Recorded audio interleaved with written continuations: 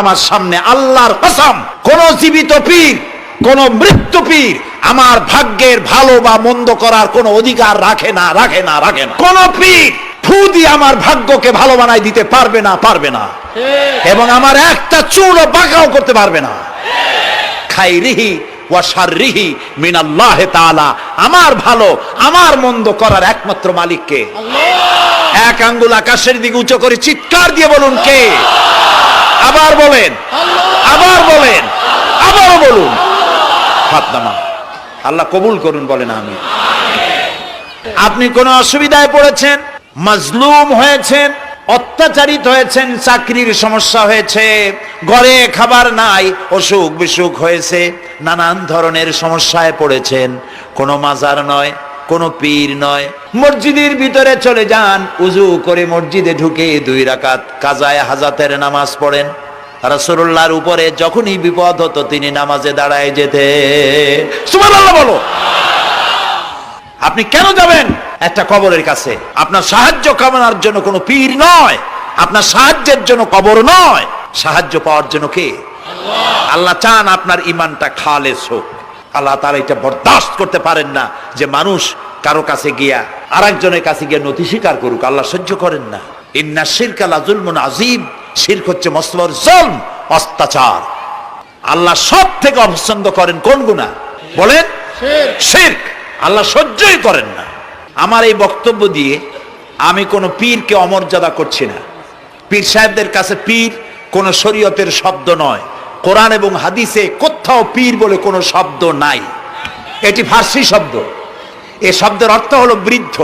তো পীর যদি বৃদ্ধ হয় ভালো কথা, তিনি যদি আলেম হন আরো ভালো কথা। কিন্তু বাপ পীর ছিল, উনিও সেই সুবাদে পীর, ইলেম নাই, তোনার নিজের কাছেই তো টর্চ নাই। আপনাকে অন্ধকারে উনিও ম্যানহোলের মধ্যে পড়বে, আপনারে নিয়ে পড়বে। আলেম হইতে হবে, পীর যদি হয় আলেম হইতে হবে, 1 নম্বর কথা। 2 নম্বর কথা হলো তিনি ব্যবসায়ী হবেন না। ধর্মের নামে তিনি ব্যবসা করবেন না। তিনি মানুষকে হেদায়েতের পথ দেখাবেন, প্রয়োজনে জেলে যাবেন, প্রয়োজনে ফাঁসির মঞ্চে দাঁড়াবেন।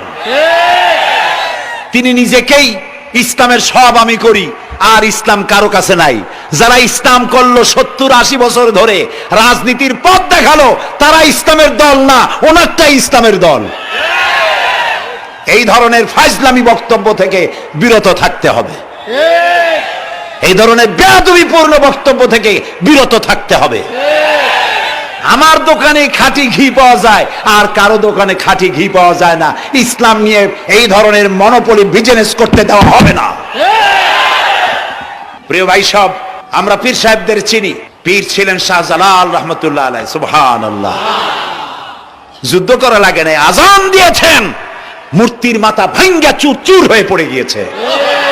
গৌর গোবিন্দ পলায়া কুল পায় নাই। লোকেরা যায় তার মাজারে গিয়ে গজাল মাছ জিয়ারত করে আসে, কিন্তু তরবারিটা দেখে আসে না। দোধারি তরবারি এখনো আছে। সুবহানাল্লাহ বলেন। পীর ছিলেন হযরতে বাহাউদ্দিন নকশবন্দি, মুজাদ্দিদ আল ফিসানি রহমতুল্লাহ আলাইহি, বড় পীর আব্দুল কাদের জিলানী রহমতুল্লাহ আলাইহি, খাজা মঈনুদ্দিন চিশতি রহমতুল্লাহ আলাইহি, খাজা জাহান আলী রহমতুল্লাহ আলাইহি। কত ওলিউল্লাহর মাজার দিয়ে আমার দেশ ভরা। আলহামদুলিল্লাহ কর। আলহামদুলিল্লাহ। এরা একদিকে মানুষকে মুরিদ বানায়া মুরিদের টাকা দিয়ে নিজেদের পকেট ভরেন নাই। ওনারা এরকম করতেন না, এইরকম করতেন। আর রাসূলুল্লাহ বলেছেন এই রকমের হাতের মর্যাদা নাই, এই হাতের মর্যাদা। আমি পীর দেখছিলাম, বাইতুল শরফের পীর হযরত শাহ আব্দুল জব্বার সাহেব, আল্লাহ তাআলা জান্নাতুল ফেরদাউসের মেহমান বানায়নি। এই বাংলাদেশে শত শত মসজিদ, মাদ্রাসার এতিমখানা তৈরি করে গেছেন। সুবহানাল্লাহ। বৃষ্টির মৌসুমে চট্টগ্রামের বাড়ি তার, 14 বছর মাদ্রাসায় ওয়াজিদিয়া চট্টগ্রামে 14 বছর বুখারী শরীফ পড়িয়েছেন। কি মানের আলেম! খালি পীর না, মুরিদরা যত টাকা দিত এই টাকা দিয়ে বড় বড় মাদ্রাসা মসজিদ করেছেন। আর বৃষ্টির সময় সাথী সঙ্গী নিয়ে বস্তি এলাকায় যেতেন, পলিথিন দিয়া ছাওয়া, বাচ্চা আর তার স্বামী নিয়ে কাতরায় এক কোনায় বসে আছে, খাবার নাই, চাউল নাই, অসুস্থ, তাদের চাউল দিয়ে আসতেন, তাদের রান্না করার শাকসবজি দিয়ে আসতেন, ওষুধ দিয়ে আসতেন, হাড়ি পাতিল দিয়ে আসতেন। বন্যা হলে, তুফান হলে টাকা উজাড় করে যা মুরিদরা দিত সবগুলি উজাড় করে মানুষের খেদমত করতেন। সুবহানাল্লাহ। কাজী যারা জামায় অনেকগুলো পকেট সমানে নিতে থাকে আর ভরতে থাকে, এইভাবে করে এই ব্যবসায়ীদেরকে পরিত্যাগ করতে হবে। পীর হচ্ছে ওই সমস্ত লোক যারা নাকি ধর্মের নামে ব্যবসা করে না, বরং আল্লাহর দ্বীনকে প্রতিষ্ঠা করার জন্য কথা বলে। প্রিয় ভাই সব, আমাদের জেহেন সাফ করতে হবে, পরিষ্কার করে বুঝতে হবে আমার ভালো আমার মন্দ কে করতে পারেন? আল্লাহ। সম্রাট শাহজাহান নাম শুনেছেন? কোথার বাদশা বলেন? দিল্লির সম্রাট। সম্রাট শাহজাহান, পৃথিবী জোড়া নাম তার। কবি বলছেন, শাহনে জাহাঁ কো जिन्हें फखर से देते थे बाज वाज कब्र में है सूरह अलहम्दु की मोहताज। যে শাহজাহানকে কর দিয়া ট্যাক্স দিতে পারলে জনগণ নিজেদেরকে গৌরবান্বিত বলে মনে করত, সেই শাহজাহান কবরে শুয়ে আছে, সূরা ফাতিহার মুহতাজ হয়ে আছে। সুবহানাল্লাহ। যদি কেউ আমার কবরের কাছ থেকে হাঁটে যাইতো আর একটু সূরা ইখলাস পড়ে সবরেসানি করতো, আমি কিছু পাইতাম। আহারে, এই এতিম ফকির হয়ে শুয়ে আছে। এক ফকির দিল্লি ঘুরতেছে, একজন বলছে, ভাই তোমারে তো খয়রাত করে দেখতেছি আমি সেই ছোটবেলা থেকে, খালি তুমি খয়রাত করো। একটা জিনিস আপনারা মনে রাখবেন, আজকে যারা গরিব পরিশ্রমের মধ্য দিয়ে কালকে তারা ধনী হতে পারে, কিন্তু যারা ভিক্ষুক, যারা ভিক্ষা করে, জিন্দেগিতে কোনোদিন তারা বড় হতে পারবে না। ভিক্ষা করা যাদের অভ্যাস, জীবনেও বাড়ি করতে পারবে না, জীবনেও ধনী হইতে পারবে না, কিন্তু গরিব ধনী হইতে পারবে। কারণ হলো আল্লাহর কাছে দুইটা বৈধ জিনিস অত্যন্ত ঘৃণিত। কয়টা? একটা হলো তালাক, আর একটা হলো ভিক্ষাবৃত্তি, মানুষের কাছে চাওয়া। আল্লাহ পছন্দ করেন না। তো ভিক্ষুক ঘুরতেছে, একটা লোক বলল, মিয়া তোমার তো সারা জীবনই খরচ করতে দেখি।